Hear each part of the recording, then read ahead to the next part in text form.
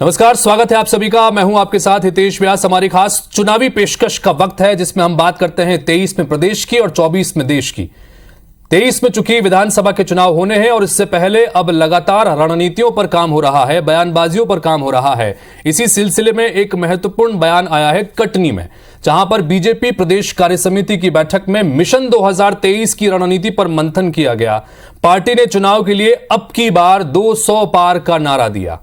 आने वाले चुनाव के लिए पार्टी ने गुजरात के नतीजे को मॉडल के रूप में रखा है, जिसके आधार पर बड़ी जीत की तैयारी की जाएगी और इसके लिए हर बूथ पर 51% वोट का टारगेट भी रखा है, यानी बूथ जीतने पर सबसे ज्यादा जोर है। हालांकि कांग्रेस पार्टी ने कहा है कि यह बीजेपी का महज एक जुमला है। 2018 में भी ऐसे ही जुमले बीजेपी ने दिए थे, लेकिन तब कमलनाथ की सरकार बन गई थी। 2023 में भी जनता कमलनाथ की सरकार बनाएगी।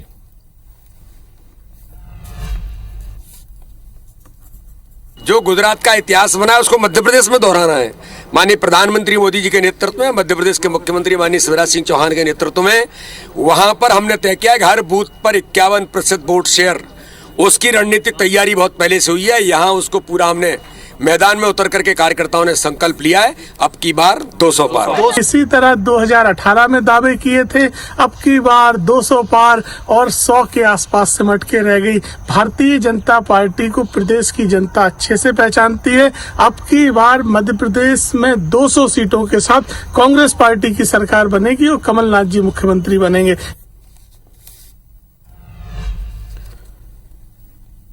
तो 2023 के विधानसभा चुनाव में महज अब 1 साल से भी कम का वक्त बचा है और ऐसे में रणनीतियों पर पार्टियां काम कर रही हैं और इसी सिलसिले में ये एक महत्वपूर्ण अपडेट निकल कर आया, जिस पर इर्द गिर्द इसको जानने समझने के लिए इस वक्त हमारे साथ में 3 खास मेहमान जुड़ रहे हैं। हमारे साथ में फिरोज सिद्दीकी साहब है, जो कि कांग्रेस पार्टी के प्रवक्ता हैं। फिरोज जी, स्वागत है आपका।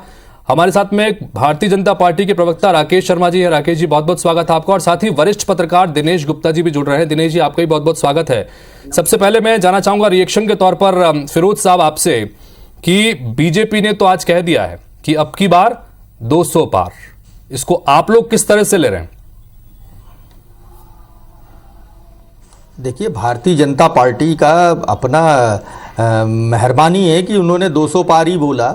वो चाहते तो 250 पार भी कह सकते हैं। भारतीय जनता पार्टी के कमाल जो है उसकी आपका कोई सानी नहीं, उसकी कोई बराबरी नहीं कर सकता। सवाल ये है कि भारतीय जनता पार्टी के पास कोई मुद्दा नज़र नहीं आता जो मुद्दा ये कहता हो कि भारतीय जनता पार्टी के 200 पार हो जाएगा। सवाल ये है कि भारतीय जनता पार्टी में असल में ये जो कटनी की बैठक है, इसका आशय ये था कि जिस तरीके से वीडी शर्मा जी को अब रवानगी तय होनी है उनकी, तो वो एक हवा भर रहे हैं कि देखिए मेरे नेतृत्व में, मेरी संगठन कौशल की वजह से हम 200 पार जो है ले आएंगे। पिछली बार भी दिया था 200 पार का नारा, 100 बड़ी मुश्किल से भारतीय जनता पार्टी क्रॉस कर पाई और नतीजा ये निकला कि आपको सौदेबाजी करके एक सरकार खड़ी करनी पड़ी। इस बार जो है जनता ने मन बना लिया है कि हमारी सरकार और कमलनाथ सरकार। अभी तो यही तय नहीं है भारतीय जनता पार्टी में कि नीति क्या होगी और हमारा नेता कौन होगा।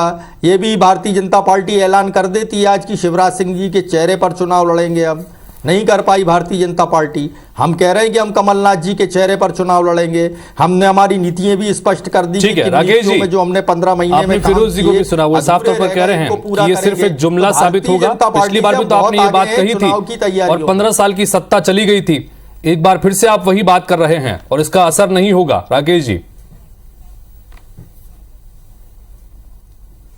देखिए हितेश भाई, मेरे विद्वान साथी जो कांग्रेस के प्रवक्ता हैं उनकी तो मजबूरी है कि इस बात को कहना, पर इस बात का जवाब भी इनसे दिलवाई है कि माननीय कमलनाथ जी की सरकार जो 18 महीने मध्य प्रदेश में रही, उसके बाद 28 स्थानों पे चुनाव हुए थे। हितेश भाई, अगर कमलनाथ जी की सरकार ने इतने अच्छे काम किए होते और लोग इतने ही खुश होते तो दोबारा जब चुनाव हुए थे सरकार का निर्णय होना था कि कौन सी सरकार कांग्रेस की आएगी या बीजेपी की सरकार रहेगी।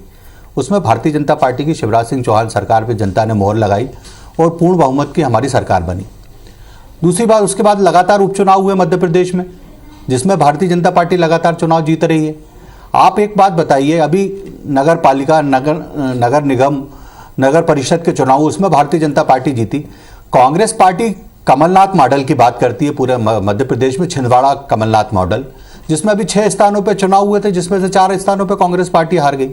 सबसे बड़ी बात यह है कि आज अगर आपने इतने अच्छे काम किए हुए होते तो आज बार बार ट्वीट करके ये नहीं याद दिलाना पड़ता को जनता को कि हम ये भी करेंगे, हम ये भी करेंगे।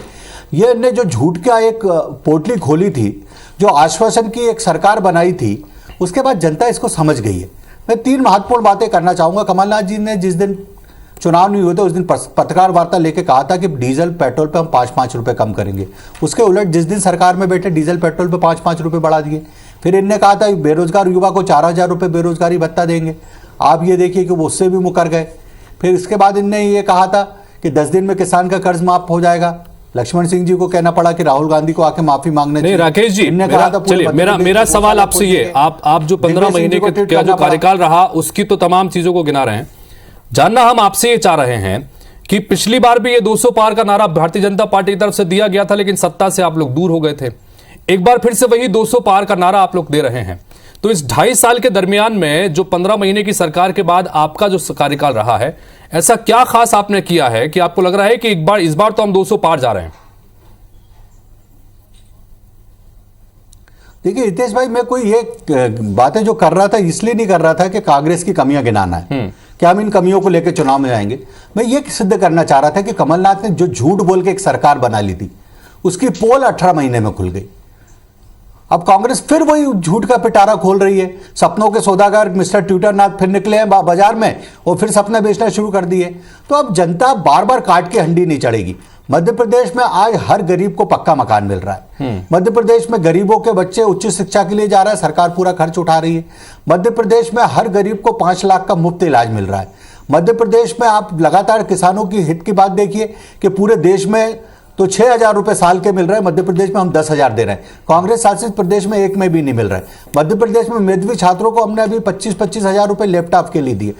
मध्य प्रदेश में कांग्रेस की सरकार थी, खजाना खाली होने का रोना रोती थी और हम लगातार विकास। फिरोज जी, आप मध्य प्रदेश में फिरोज जी वो ये कह रहे हैं कि पिछली बार तो इसलिए जनता जो है वो आपके झांसे में आ गई क्योंकि आप लोगों ने झूठे वादे किए और 15 महीने में जो है वो उसका पूरा सब चीजें सामने आ गई और उसके बाद फिर बीजेपी की सरकार बन गई, इसलिए बीजेपी के कामों से जनता खुश है और इस बार 200 पार वो होंगे। फिरोज जी,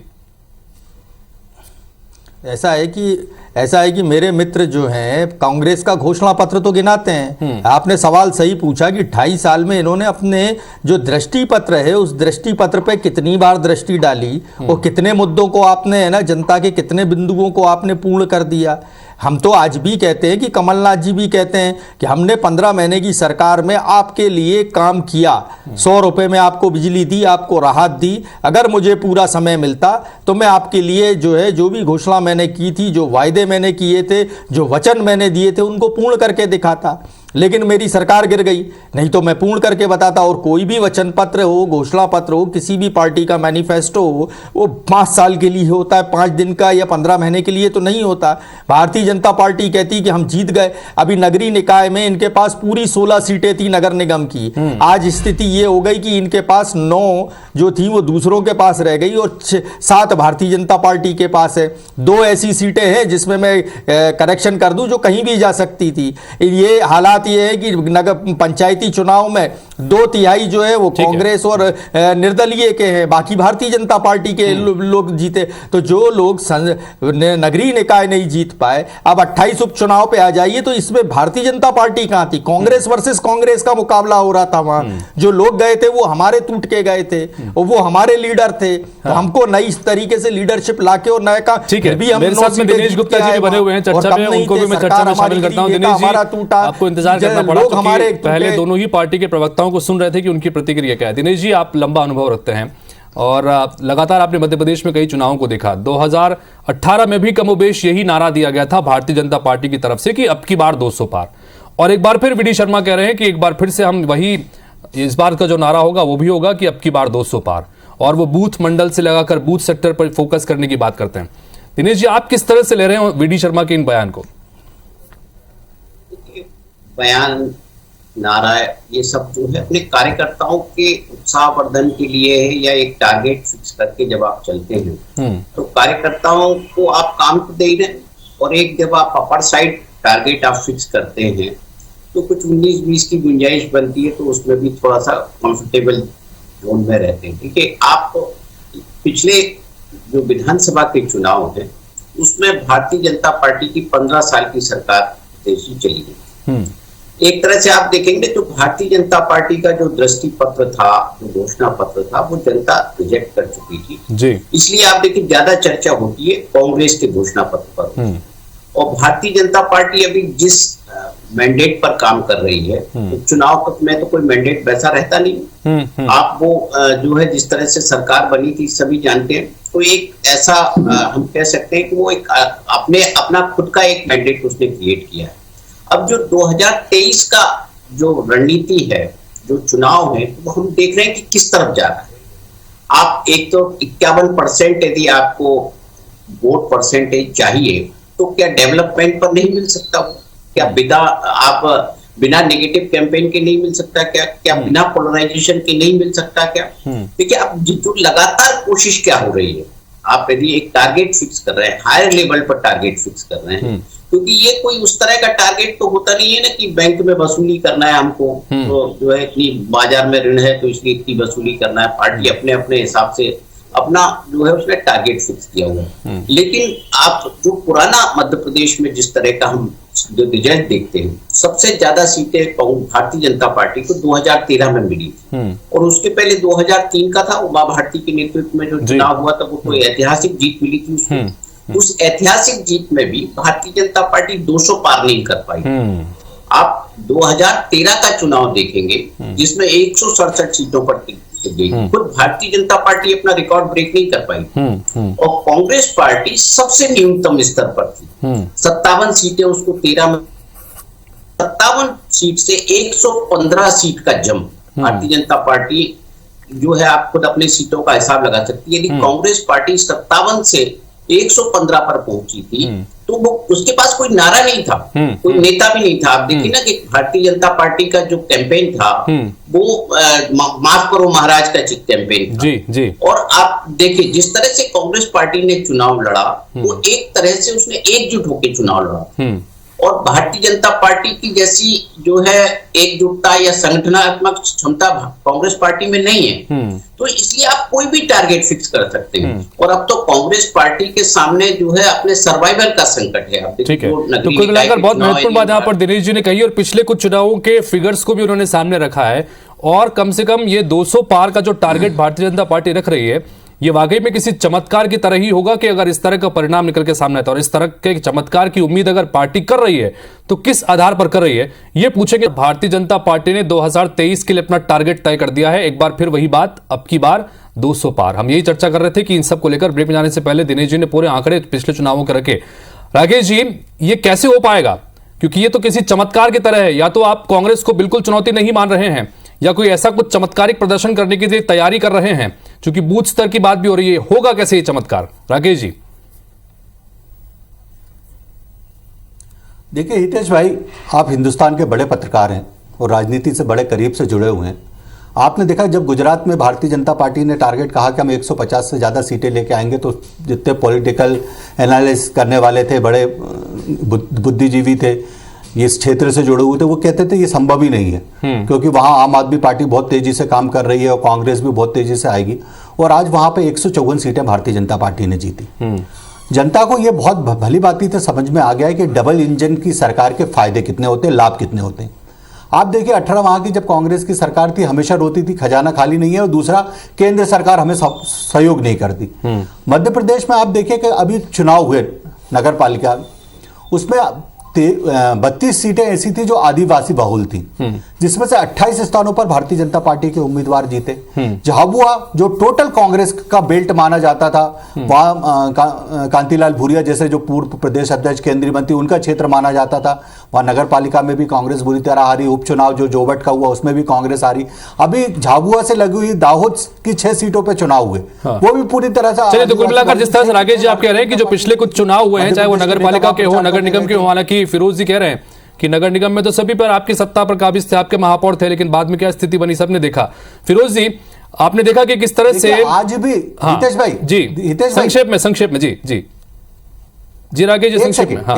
एक सेकंड हम ये तो नहीं कह रहे कि पूरी की पूरी सीट हम जीत रहे हैं। हम तो 200 की बात कर रहे हैं ना, बाकी सीटें कांग्रेस की। चलिए 30 सीटें आपने छोड़ी है कांग्रेस के लिए। फिरोज जी, जिस नेता को जिस मॉडल को लेकर कांग्रेस जा रही है, ठीक है फिरोज जी, बीजेपी के नेता ये कह रहे हैं कि जिस तरह की जीत मिली है गुजरात में, पूरी तरह हार गई। उस गुजरात की जीत से उत्साहित हैं, उसका यहां पर असर देखने को मिलेगा।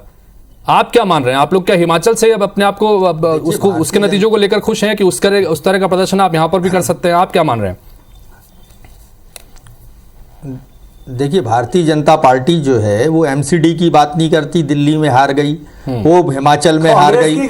8 में से 7 उपचुनाव, 8 में से 7 उपचुनाव हार गई भारतीय जनता पार्टी। ये भारतीय जनता पार्टी है। और भारतीय जनता पार्टी तो 1 घंटे में 16 लाख वोट डलवा लेती है। तो भारतीय जनता पार्टी जो कर सकती है, आप उसकी मध्य प्रदेश में वो 1 घंटे में 32 लाख भी डलवा लेंगे।